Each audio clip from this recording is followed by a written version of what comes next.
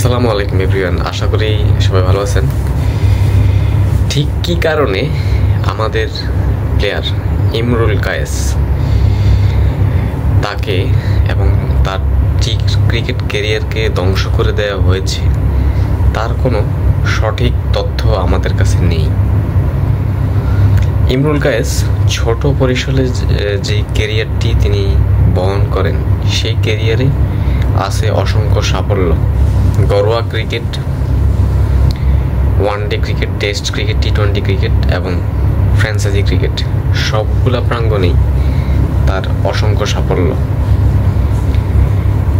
আমি যদি মনে করি যে বেটার ক্রিকেট বাংলাদেশ দলে ইমরুল কায়েস থেকেও আছে, তাহলে উচিত ছিল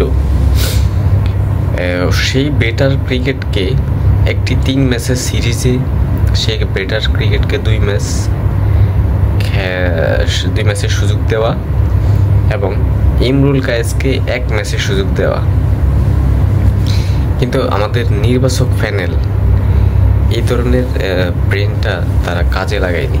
আমরা দেখলাম যে নিউজিল্যান্ড ক্রিকেটে কেন উইলিয়ামসন বা উইলিয়াম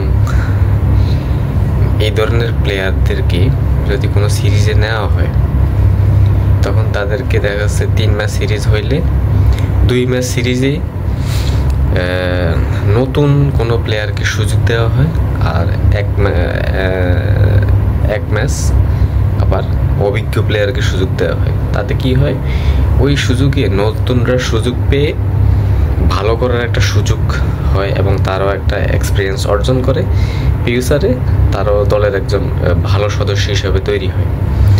তো সেম ক্ষেত্রে ইমরুল কায়েস তো আসলে ওই রকম প্লেয়ার নয়, সে এস্টাবলিশড মানের প্লেয়ার ছিল, কিন্তু বাংলাদেশের নির্বাচকদের ভুল কিছু সিদ্ধান্তের কারণে ইমরুল কায়েসের সুন্দর একটি ক্রিকেট ক্যারিয়ার ধ্বংস হয়েছে।